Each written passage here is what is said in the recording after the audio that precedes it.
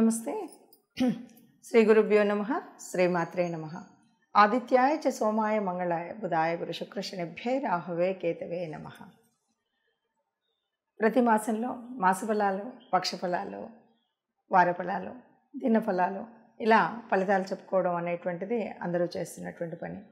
మరి ఒకే ఫలితాన్ని ఒక మాసంలో చూస్తే చాలు కదా, లేదు ఉగాదిలో చెప్పుకుంటే సంవత్సరం అంతా ఉంటుంది కదా అనేటువంటిది ఉన్నప్పటికీ ఎప్పటికప్పుడు వారం వారం మారేటువంటి గ్రహాలు కావచ్చు, లేదు మారుతున్న గ్రహాలకు అనుగుణంగా మనకు వచ్చేటువంటి లాభ నష్టాలు కావచ్చు, వీటన్నిటినీ బ్యారేజ్ వేసుకోవాలంటే తప్పనిసరిగా మనం వారఫలాలు కానీ పక్షఫలాలు కానీ చూసుకోవడం అనేటువంటిది దానివల్ల ఉపయోగం ఉంటుంది అనేటువంటిది ఒక విషయం. దానికోసం ప్రతి మాసంలోనూ పక్షఫలాలు చెప్పుకుంటూ ఉంటాం. అందులో భాగంగా ఏప్రిల్ మాసంలో రెండవ పక్షానికి అంటే ఏప్రిల్ 16 నుండి 30 వరకు గ్రహస్థితి ఎలా ఉంది, ఈ గ్రహస్థితి వల్ల మరి ఒక్కొక్క రాశి వారికి ఎలా ఉంటుంది అని చెప్పుకునే ముందు అసలు గ్రహస్థితి ఎలా ఉంది అని చెప్తే మనకి మీనంలో బుధుడు, శుక్రుడు, రాహు ఉన్నాడు, కన్యలో కేతు ఉన్నాడు, మేషంలో గురువుతో పాటు మరి రవి వచ్చి చేరాడు, ఇక కుంభంలో కుజశనులు. ఇలా ఉన్నటువంటి పరిస్థితుల్లో ఇలాంటి గ్రహస్థితిలో ఒక్కొక్క రాశి వారికి ఎలా ఉంటుందో విడివిడిగా చూద్దాం. కర్కాటక రాశి వారికి ఏప్రిల్ మాసంలో రెండవ పక్షం 16 నుండి 30 వరకు ఎలా ఉందో చూద్దాం. ఎట్లా ఉంటుంది అంటే అష్టమంలో ప్రస్తుతం అయితే కుజశనులు ఉన్నారు కాబట్టి ఈ కుజుడి యొక్క ప్రభావం వల్ల అష్టమంలో కుజుడు ఉన్నాడు అంటే కొద్దిగా ఆరోగ్య పరిస్థితి అనేటువంటిది ఇబ్బందిగానే ఉంటుంది. ఆరోగ్యం ఏదో రకంగా ఏమీ లేదు అంటే ఈ 15 రోజులలో ఎండ దెబ్బ తగలొచ్చు. కాబట్టి ఈ ఆరోగ్య పరిస్థితి బాగా లేదంటే ఏదో అయిపోతుంది, ఏమో అవుతుంది అన్నది కాకుండా ఆరోగ్యాన్ని అంటే తిండి సరిగ్గా తినడం, నిద్ర సరిగ్గా పోవడం, ఎండల్లో తిరగకపోవడం, ఇలాంటివన్నీ కూడా మనం చేసుకోవాల్సినటువంటి పరిహారాలు. దాన్ని అలాగా చేసుకున్నట్టయితే ఈ ఆరోగ్య పరిస్థితి అంత, ఎందుకంటే అష్టమంలో కుజుడు ఉన్నాడు కాబట్టి. అట్లాగే అష్టమ శని కూడా మనకు అంటే కుజుడు శనుడు ఇద్దరు కూడా అష్టమంలో ఉన్నారు కాబట్టి అష్టమ శని ప్రభావం కూడా ఉంటుంది కాబట్టి కొద్దిగా కష్టం అనేటువంటిది ఎక్కువగానే ఉంటుంది. అలాగే దీనికి మనం మరి కష్టం ఇది ఒక ల్యాండ్ మార్క్ అనమాట. 8లో మనకు కుజుడు ఉన్నాడు, శని ఉన్నాడు కాబట్టి అష్టమ శని ప్రభావం ఉంటుంది, ఆరోగ్యం మీద ప్రభావం ఉంటుంది. ఈ రెండు బాగాలేనప్పుడు ఎట్లాగన్నా కొద్దిగా చికాకు చింత ఉంటాయి. మరి ఇలా ఉండకుండా మనం ఏం చేయాలి, ఆరోగ్యం బాగుండాలంటే ఏం చేయాలి, ఎవరిని ప్రార్థించాలి అంటే మనం సహజంగా ఆరోగ్యం కోసం అయితే అశ్విని దేవతల్ని ప్రార్థిస్తాం, ధన్వంతరిని ప్రార్థిస్తాం. తప్పనిసరిగా ధన్వంతరికి నమస్కరించుకోవడం, అశ్విని దేవతలను ప్రార్థించడం అనేటువంటిది ఒకటి చేస్తే, అలాగే సూర్యదేవుడికి, సూర్యుడు ఆరోగ్యాన్ని ఇచ్చేటువంటి దేవుళ్ళు ఎవరైనా ఉన్నారంటే సూర్యుడే అంటాం కదా.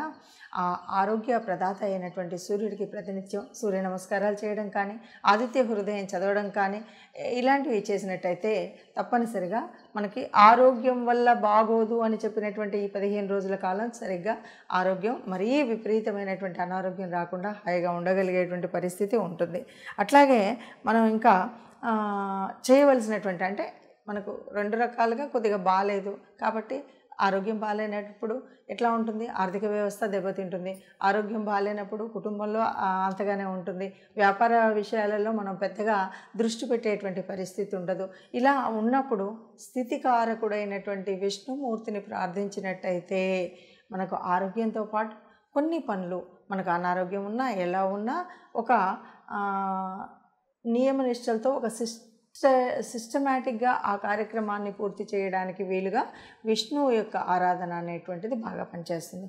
కాబట్టి విష్ణు రూపంలో ఉన్నటువంటి రాముడైనా అవ్వచ్చు, కృష్ణుడైనా అవ్వచ్చు, లేదు విష్ణు దేవాలయాలు స్వయంగా ఉంటే తప్పకుండా విష్ణు ఆరాధన.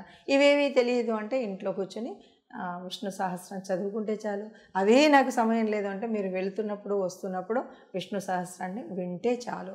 మీకు అనుకున్నటువంటివి అన్నీ కూడా ఈ సమస్యలు ఏవైతే ఉన్నాయో సమస్యలు లేకుండా సక్రమంగా ఉండడానికి వీలుగా ఉంటుంది అని చెప్పచ్చు. చూశారు కదా, మరి ఇలా ఉన్నటువంటి గ్రహస్థితిలో ఎలా ఉంటుంది అంటే మొన్ననే ఉగాది చెప్పుకున్నప్పుడు మరి ఈ రాశులకు ఇలా ఉంది అని చెప్పినప్పుడు మరి ఇంతలో ఈ మార్పు ఏంటి అంటే ఒక్కొక్క రోజుకి కూడా మారుతుంది. అంటే కనీసం 2.5 రోజులకు ఒక్కసారి మారే చంద్రుడి యొక్క మార్పు వల్ల కూడా మానసిక స్థితి కానీ ఇవన్నీ మారుతూ ఉంటాయి.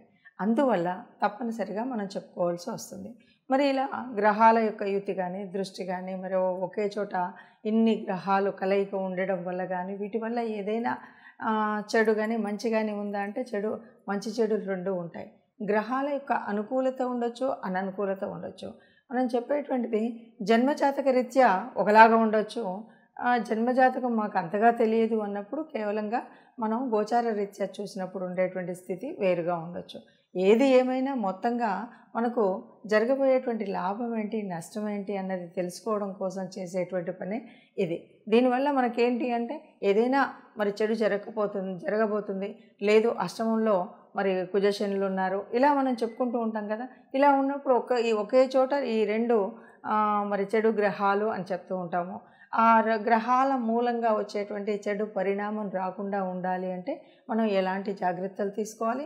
కేవలం జాగ్రత్తలతో సరిపోదు. ఎందుకంటే ఇది పూర్వపుణ్య ఫలం వల్ల కానీ గోచార రీత్యా జరిగేటువంటి గ్రహాల మూలంగా ఎందుకు జరుగుతుంది అంటే కొన్ని నష్టాలు కష్టాలు మనం అనుభవించక తప్పదు. అలాగే సుఖ సంతోషాలు, వీటన్నింటి ఫలితం అనుభవించాలి అంటే అందరం సిద్ధంగా ఉండం. కొన్నిసార్లు కష్టాలన్నీ కూడా బాగా బాధనొత్తి కలిగించే విధంగా ఉంటాయి. మరి ఇలాంటప్పుడు దేవతా అనుగ్రహం కావాలి, గ్రహాల అనుకూలత కావాలి. గ్రహాల అనుకూలత కావాలి అంటే తప్పనిసరిగా మనం గ్రహాలకు చేయవలసినటువంటి ఏదైనా గ్రహ అనుకూలత కోసం మనం చేయవలసినటువంటి శాంతులు కానీ, పూజలు కానీ, స్తోత్రాలు కానీ, దీపారాధన కానీ, దాన ధర్మాలు కానీ, వీటన్నిటి గురించి తెలుసుకోవాల్సినటువంటి అవసరం ఉంటుంది. ఏది ఏమైనా సరే నవగ్రహాలు అనగానే నవగ్రహాలన్నింటికి కూడా ఒక్కొక్క రాశికి ఒక్కొక్క రకమైనటువంటి దానం, ధర్మం, ఒక్కొక్క దేవత అనుగ్రహం ఉండడం అనేటువంటిది ముఖ్యం. ఈ విషయాలు మనం కనుక తెలుసుకొని, అంటే మనకు ఏ రాశి ఫలితాలు చెప్పుకుంటున్నప్పుడు ఆ రాశికి అననుకూలంగా ఉన్నటువంటి గ్రహస్థితిని మనం తెలుసుకోవాలి. ఈ గ్రహస్థితిని తెలుసుకోవడం కోసమే చేసేటువంటి ప్రయత్నం ఈ ప్రయత్నం. అలా తెలిసినప్పుడు ఆ గ్రహాల యొక్క అనుకూలత మన మీద ఉండడం కోసం ఆ గ్రహానికి సంబంధించినటువంటి దాన ధర్మాలు చేయాలి. అలా చేసినప్పుడు మనకు కొంతలో కొంత ఉపశమనం అనేటువంటిది ఉంటుంది. అలాగే తప్పనిసరిగా ఎవరికి ఏ దేవుడు ఎలా ఉన్నా సరే ఇష్టదేవత అనేటువంటి వాళ్ళు ఉంటారు. కాబట్టి ఇష్టదేవత అనుగ్రహం కూడా ఉంటే తప్పనిసరిగా మనకున్నటువంటి కష్టాలు అంత కష్టంగా అనిపించకుండా అవి కడతేరిపోతాయి. కాబట్టి కష్టాల నుండి ఈదాలి అంటే తప్పనిసరిగా మనం దేవత ఆరాధన, అలాగే అననుకూలంగా ఉన్నటువంటి గ్రహాల యొక్క అనుకూలం కోసం నవగ్రహ ఆరాధన చేయడం అనేటువంటిది మర్చిపోకుండా, మీకు వస్తే ప్రతినిత్యం కూడా నవగ్రహ ఆరాధన, నవగ్రహ స్తోత్రాలు ఏవైతే ఉన్నాయో అంటే జపాకుసుమ సంకాశం దగ్గర మొదలు పెట్టుకొని మళ్ళీ రాహుకేతుల గ్రహ వరకు, అంటే అక్కడి వరకు కూడా మనం స్తోత్రాన్ని చదువుకోవడం. లేదు నాకు ప్రత్యేకంగా నాకు రవి గురించి అన్నీ తెలుసు అంటే ఎవరికి ఎప్పుడు ఏ గ్రహం అనుకూలించట్లేదో మనం చెప్తూ ఉన్నాం. కాబట్టి ఆ గ్రహం అనుకూలించినటువంటి గ్రహానికి వీలుగా మీరు శాంతులు చేయడం కానీ, ఇవేవి మాకు తెలియదండి గ్రహశాంతుల గురించి, ఇవన్నీ కూడా మళ్ళీ తడిసి మోపడయ్యేలాగా ఈ రోజుల్లో ఇలా ఉంది అనుకుంటే కనీసం ఒక గోశాలకు వెళ్ళి గోశాలలో గోగ్రాసాన్ని ఇవ్వడం, లేదు మనం భేదాబెక్కి మనకు అనుకున్నటువంటి గ్రహాల అనుకూలతకు కోసం ఆ గ్రహానికి సంబంధించిన ధాన్యాన్ని దానం చేయడం అనేటువంటిది ముఖ్యం. అలా చేసినట్టయితే అందరం సుఖంగా ఉంటాం. ఆ సుఖంగా ఉండాలి. అలా సుఖంగా ఉండే వాళ్ళల్లో మనం కూడా ఉండాలని ఆశిస్తూ సర్వే జనా సుఖినో భవంతు.